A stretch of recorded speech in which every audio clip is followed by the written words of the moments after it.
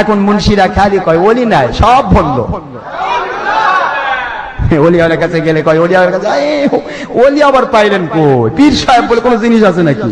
তার মানে খালি 2 নম্বর আছে, পীর সাহেব নাই। কি কোন আপনারা? যার মাধ্যমে আপনি মুকসুলকে খাচ্ছেন, দল করছেন, ওয়াজ করছেন, আর তাদের বিরুদ্ধে ফতোয়া দিচ্ছেন, একটাবার অন্তরটা কাঁপলো না যে আমি কোথায় আছি? ভারত, পাকিস্তান, বাংলাদেশে কোন নবী নাজিল হয়েছে বলেন? আসছেন নবী? 1,24,000 মতান্তরে অগণিত পয়গম্বরে একজন পয়গম্বর ভারতে আসছে, পাকিস্তানে, বাংলাদেশে। এখানে ইসলাম নিয়ে আসলো কে? এখনকার 1.5 ব্যাটারি মুন্সিরা।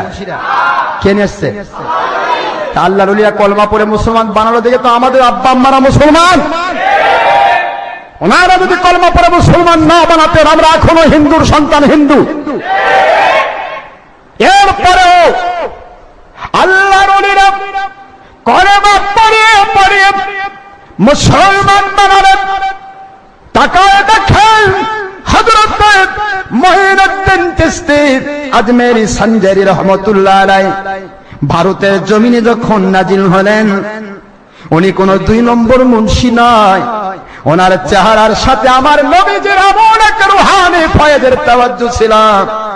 ওনার চেহারার দিকে তাকায়া 90 লক্ষ মতান্তরে 1 কোটি হিন্দু কলেমা পড়ে মুসলমান হয়ে যায়।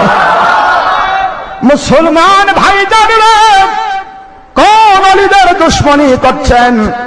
কেন আপনি বুঝতে পারছেন না? বাবা গাছ লাগাই গেল, গাছ মোটা তাজা হয়ে গেল। বাবা গাছ লাগাইছে, দাদা গাছ লাগাইছে, পরদাদা গাছ লাগাইছে। এখন আপনি ফজলে আম, ল্যাংড়া, গোপাল ভোগ, হলদে দরম, মাল দরম, বিভিন্ন রকমের আম আপনি ওই গাছের ডাল শাখা প্রশাখা থেকে পাড়তেছেন আর খাচ্ছেন, মুছে তা দিচ্ছেন। আগামী বছর আরো 5 গুণ বেশি হবে। কি কোন আপনারা? কিন্তু আপনি যদি বলেন গোড়ার দরকার নাই, আম তো আগায় ধরে, গোড়ার দরকার কি? করাত দিয়ে কাটে দে।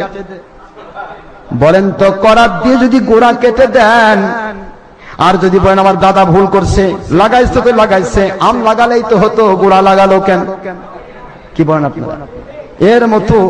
এর মতো গাধা আর কেউ আছে?